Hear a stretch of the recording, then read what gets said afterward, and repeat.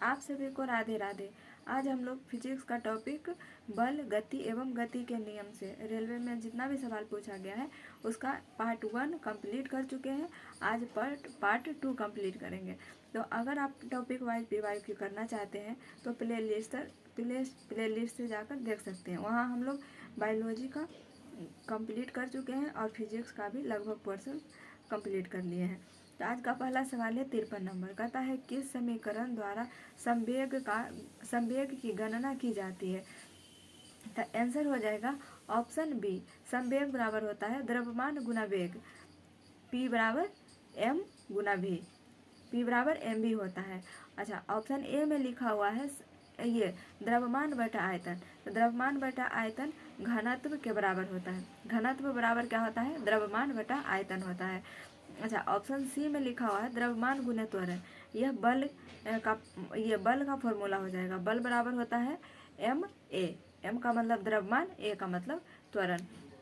हमारा आंसर हो जाएगा ऑप्शन बी। अगला सवाल है 54 नंबर। कहता है सभी बलों में होता है। सभी बलों में क्या होता है? परिणाम और दिशा दोनों होता है। अगला सवाल है 55 नंबर। कहता है कि वेग को यदि 2 गुना कर दिया जाए तो क्या होगा? तो संवेग 2 गुना होगा और गतिज ऊर्जा 4 गुना हो जाएगा, क्योंकि संवेग बराबर होता है mv।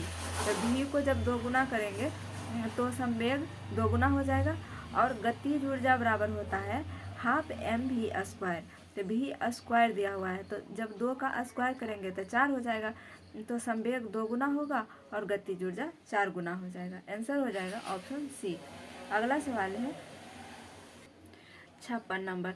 कहता है मुक्त रूप से गति करने में सक्षम 10 kg द्रव्यमान की एक वस्तु पर जब 10 न्यूटन का बल लगाया जाता है तो निम्न में से कौन सा कथन लागू होगा?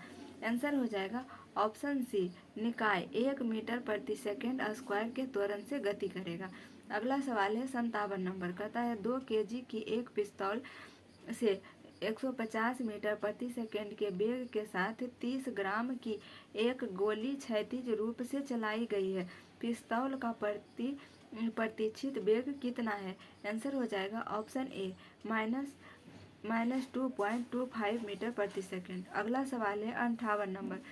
कहता है कि निम्न परिस्थितियों में से किसमें कार्य नकारात्मक बल द्वारा किया गया है? आंसर हो जाएगा ऑप्शन सी। जब कोई वस्तु बल की विपरीत दिशा में स्थानांतरित होती है। अगला सवाल है 59 नंबर।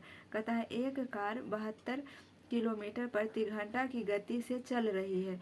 ब्रेक लगने के बाद इसे रुकने में 4 सेकंड लगते हैं। यदि कार का द्रव्यमान 100 किलोग्राम है तो ब्रेक द्वारा लगाए गए बल का परिणाम क्या होगा? इसका आंसर हो जाएगा 5 गुने 10 के पावर 3 न्यूटन। देखिए इसको कैसे निकालेंगे। इसका प्रारंभिक वेग दिया हुआ है और समय दिया हुआ है। तो ये गति का पहला नियम होता है v बराबर u प्लस at। तो वहाँ से आप a निकाल लीजिएगा और a निकालने के बाद बल का मान पूछा है, तो बल बराबर होता है द्रव्यमान गुना त्वरण। तो द्रव्यमान दिया हुआ है और आप गति के पहला नियम से यहाँ से a का मान निकाल लेंगे। तो ये जब मल्टीप्लाई करेंगे तो आंसर आ जाएगा ऑप्शन डी। अगला सवाल है 60 नंबर।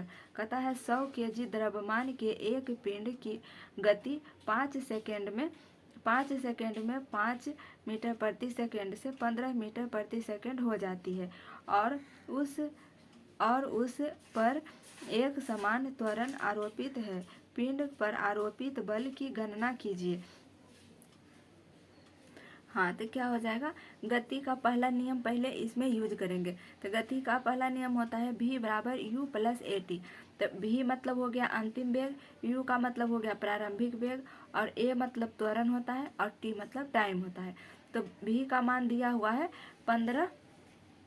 v का मान यानी अंतिम वेग देखिए 15 दिया हुआ है। अंतिम वेग दिया हुआ 15, प्रारंभिक वेग दिया हुआ 5, समय दिया हुआ है 5 सेकेंड। तो हम इसका यूज करके v बराबर u प्लस at, इसका यूज करके यहाँ से हम a निकाल लेंगे और उसके बाद f बराबर ma फार्मूला पर सेट कर देंगे, क्योंकि लास्ट में हमसे बल पूछा है।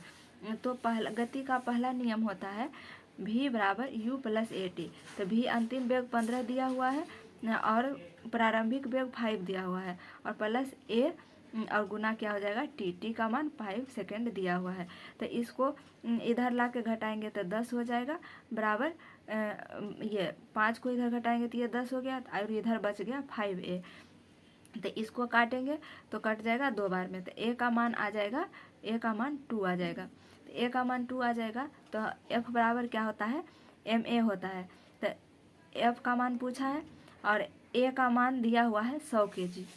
a का मान यहाँ पे देखेंगे, a का मान देखेंगे क्या दिया हुआ है 100 kg दिया हुआ है, 100 kg दिया हुआ है। तो हम इसको मल्टीप्लाई करेंगे तो आंसर आ जाएगा, यहाँ देखिए आंसर आ जाएगा F बराबर 200 न्यूटन, क्योंकि ये द्रव्यमान दिया हुआ है 100 kg और त्वरण आया 2। तो आंसर हो जाएगा 200 न्यूटन। तो इसका आंसर हो जाएगा ऑप्शन डी हो जाएगा 200 न्यूटन। अगला सवाल है 61 नंबर, कहता है खींचने का उदाहरण है। आंसर हो जाएगा ऑप्शन ए ध्वज फहराना। अगला सवाल है 62 नंबर, कहता है 200 kg द्रव्यमान वाली एक वस्तु का उसकी 10 जूल गतिज ऊर्जा यदि हो तो 7 संवेग होगा। संवेग बराबर क्या होता है mv होता है, mv होता है क्या है गतिज ऊर्जा। पहले गतिज ऊर्जा दिया हुआ है तो गतिज ऊर्जा बराबर होता है हाफ mv²।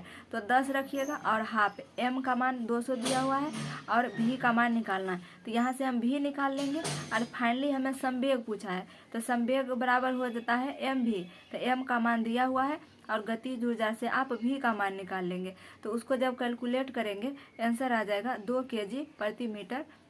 kg मीटर प्रति सेकेंड। अगला सवाल है 63 नंबर, कहता है 10 किलोग्राम द्रव्यमान वाली वस्तु का 4 मीटर प्रति सेकेंड स्क्वायर के त्वरण के साथ स्थानांतरण होता है, उस पर लगने वाले बल की मात्रा की गणना करें। आंसर हो जाएगा ऑप्शन ए 80 न्यूटन। अच्छा इसको कैसे निकालेंगे, ये तो सीधा दिया हुआ है, बल बराबर क्या होता है ma। तो m का मान दिया हुआ है 20 और a का मान दिया हुआ है ma। तो जब आप इसको ये मल्टीप्लाई करेंगे आंसर आ जाएगा ऑप्शन ए। अगला सवाल है 64 नंबर, कहता है द्रव्यमान और वेग का गुणनफल क्या कहलाता है। आंसर हो जाएगा ऑप्शन बी संवेग। संवेग बराबर क्या होता है द्रव्यमान गुना वेग, यानी p बराबर mv होता है। अगला सवाल है 65 नंबर, कहता है किसमें दिशा और परिणाम दोनों होता है। आंसर हो जाएगा ऑप्शन सी संवेग। अगला सवाल है 66 नंबर, कहता है प्रतिबल का प्रभाव निम्नलिखित में से किस पर निर्भर करता है। आंसर हो जाएगा क्षेत्रफल पर। अगला सवाल है 67 नंबर, कहता है मीटर/2 द्रव्यमान की कोई वस्तु जिसका वेग 2v है का संवेग क्या होगा। संवेग हो जाएगा हाफ mv, क्योंकि संवेग बराबर होता है द्रव्यमान गुना वेग। तो आप इसे और इससे गुना करेंगे आंसर आ जाएगा ऑप्शन बी mv हो जाएगा। सॉरी बोल दिए थे उस टाइम, सी बोल दिए थे, नहीं आंसर हो जाएगा बी। अगला सवाल है 68 नंबर, कहता है जब 100 न्यूटन का एक बल 50 kg द्रव्यमान की एक वस्तु पर लगाया जाता है तो उत्पन्न होने वाले त्वरण की गणना कीजिए। आंसर हो जाएगा ऑप्शन ए 2 मीटर प्रति सेकेंड, क्योंकि त्वरण क्या इस बार पूछ रहा है, त्वरण पूछ रहा है, बल दिया हुआ है और द्रव्यमान दिया हुआ है। तो ये बल बराबर होता है F बराबर ma। तो जब m इधर जाके भागा में चला जाएगा तो 100 में भागा दीजिएगा 50 से, आंसर आ जाएगा 2। अगला सवाल है 69 नंबर, कहता है कि एक वस्तु के संवेग की गणना कीजिए जिसका द्रव्यमान 50 किलोग्राम है और 6 मीटर प्रति सेकेंड के वेग से गतिमान है। आंसर हो जाएगा ऑप्शन बी 300 kg मीटर प्रति सेकेंड।